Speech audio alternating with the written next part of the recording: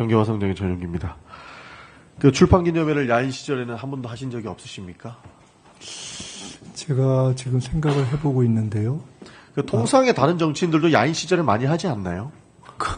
저는 왜냐하면 정치를 다시 하거나 정치를 복귀하겠다 하는 계획을 갖고 쭉 살아오지 않았고 굉장히 그 전망도 불투명한 18년을 보내다가 저로서도 기적처럼 이렇게 다시 돌아온 케이스여서 그랬던 것 같고 출판기념회가 있었던 것 같기도 네? 합니다. 예, 알겠습니다. 그 작은 규모의 출판기념회 했던 야인 것 시절에는 같습니다. 안 했고 국회의원이 되니까 음성적인 수입원을 위해서 출판기념회를 했다라고 주장하시니까 저는 황당해서 질문을 안 할 수가 없었습니다. 사실 이 출판기념회가 국회의원의 음성적 수입원이라고 아주 악질적인 문제라고 존경하는 주진 의원께서 주장하고 계시지만 정치 신인의 그러니까 야인의 정치적 출정식 자신의 홍보 수단이 될 수도 있는 부분입니다. 원외 인사들은 지금 국회의원님들처럼 후원금도 못 받아요. 그럼 그 정치 자금은 어디서 받아야 됩니까? 그 권력을 가지고 계신 국회의원들께서 원외위원장들, 원외 인사들 합법적인 정치자금 수입 그 모금을 못하도록 막고 있지 않습니까? 그렇기 때문에 그 수익으로 인해서 본인의 정치 활동을 영위할 수 있게끔 하는 것인데 그것을 음성적인 수익원으로 이야기한다. 재산이 수십억 원씩 있는 사람들은 이해를 못할 수 있으나 돈 없는 사람도 정치해야죠. 그래야 세상이 바뀌지 않겠습니까? 그리고 조의금으로 시비 거는 거는 저는 굉장히 황당합니다. 그러니까 당신이 권력이 있기 때문에 그 많은 사람들이 와서 그 많은 돈을 냈을 것이다 라고 주장하는 건데 가족이 돌아가셨을 때 위로금 성격으로 주는 돈입니다. 그리고 현금의 융통이 있었다라고 지속적으로 주장을 하는데 후보자께서는 본인의 책임, 과거에 문제 있었던 거 인정하시고 그 사회적 책임을 다하기 위해서 가족이 상을 당하셔서 그 돈을 가지고도 추징금을 납부하셨어요.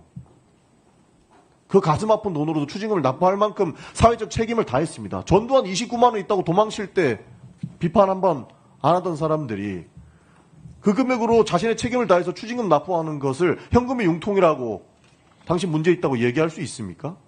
저는 그 부분에서 굉장히 유감이라는 말씀을 안 드릴 수가 없는 겁니다. 그래서 정치 시스템을 바꿔야 되는 것이지 검은봉투법이라고 해가지고 이것을 폄훼하고 정치의 출발선 자체, 원외 인사들한테는 굉장히 악재가 될 수 있어요. 이런 막는 방법은 바람직하지 않다는 말씀 드리겠습니다.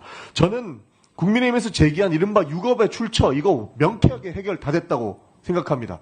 조금 전에 연도 이야기하면서 이 금액이 어디 있었고 다 말씀드렸잖아요. 빙부상 조의금으로 돈 냈고 출판기념회 있는 해에 더 많은 추징금 냈고 그거 부족한 부분들은 본인의 세비의 절반 이상을 털어서 추징금 냈습니다. 그것은 도망치지 않고 사회적 책임을 다하겠다라고 하는 후보자의 철학이 들어가 있었던 거라고 보는 거고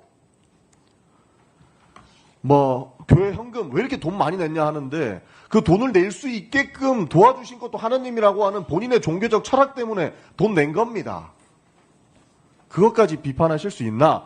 그렇게 본인의 세비로 생활이 안 되니까 배우자는 후보자한테 말도 못하고 친정에다가 생활비 좀 달라고 이야기를 했나 봅니다. 그렇게 아등바등 살아왔는데 그런 내용들 다 그런 현실들 다 빼고 후보자는 문제가 있어야 되는데 하면서 계속 현금 융통이 있었잖아요. 문제 있잖아요. 라고 이야기하니까 저는 이 청문회가 도대체 인대용 기후제 이상의 무언가를 만들기 위해서 하고 있는 건가 이해할 수가 없는 겁니다. 그래서 명쾌하게 해결됐으니까 제발 이 문제는 더 이상 흠집 내경으로 되지 않았으면 좋겠다.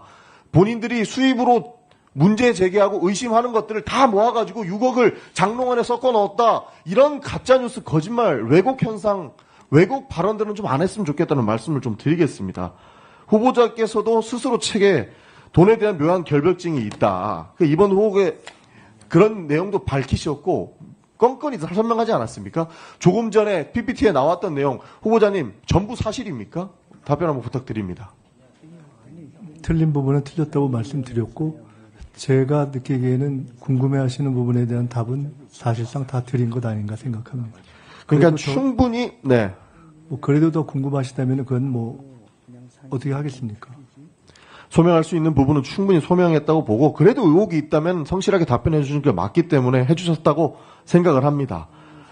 마치 거액을 숨긴 것처럼 마치 불법 정치자금을 받았어야 되는데 안 받았다라고 하는 방식의 청문회는 되지 않았으면 좋겠다는 말씀 좀 드리고 싶습니다.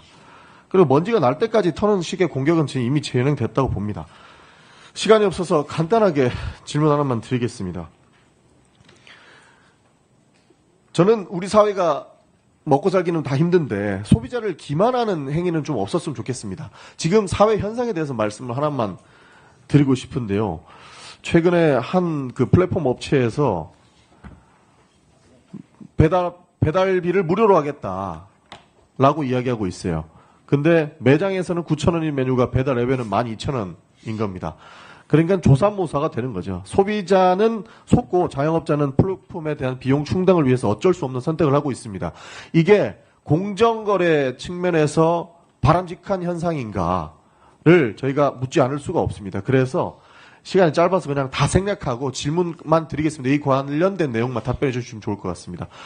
플랫폼과 자영업 간의 수수료 부담 전가 문제를 좀 총리가 되신다면 국무조정실을 통해서 해결해 주셔야 된다고 보는 것이고, 플랫폼 수수료 상한제라든지 협업 방식의 자율 규제 등이 필요하다고 보는 겁니다. 울며 겨자 먹기 식으로 사회적 문제가 지속적으로 발생하고 있는 부분 때문에 소비자는 기반당하고 있는 것이고 자영업자들은 더 힘든 상황에 내몰리게 된다라는 말씀 드리고 싶습니다.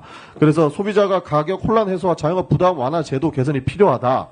그러니까 플랫폼 수수료와 관련된 내용들은 총체적인 측면에서 접근이 필요하고 공정한 거래가 있을 수 있는 환경을 조성해야 된다라는 말씀 드리고 싶습니다.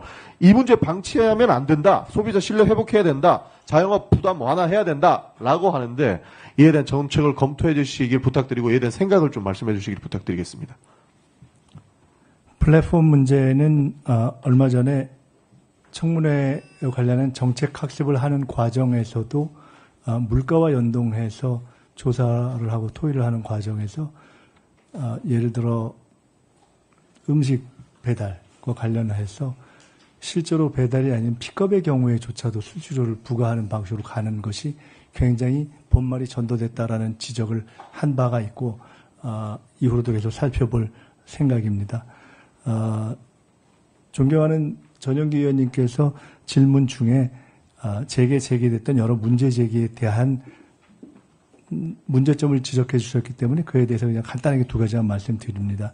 비록 제 문제를 거론하는 과정에서 청문회에서 논의가 됐지만 정책을 하는 국회의원의 한 사람으로서 이런 일이 있다고 해서 일반 국민 모두에게 적용될 수 있는 영향을 미칠 수 있는 축의금과 조의금 전체를 문제 삼거나 또는 신고하는 방법을 섣부르게 제기하거나 또는 정치에 있어서의 신인들의 활동을 제약하거나 또는 헌법적 제약으로 비춰질 수 있는 출판 기념회 그 자체를 액수의 투명화라는 접근법을 취하지 않고 전체를 죄악시하는 접근법은 저는 개인적으로 적절치 않다고 봅니다. 끝으로 제가 저의 진실성을 입증하는 데 있어서 공정하게 만약에 다루어진다면 제게 문제를 제기하는 분들의 경우에도 적어도 이미 아닌 것이 명료하게 된 6억을 쟁여놓고 현금으로 썼다라는 방식으로 문제를 제기해 왔던 것에 대해서는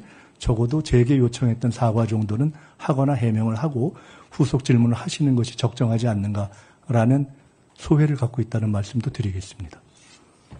네, 전영기 의원님 수고하셨습니다. 다음은 존경하는 김현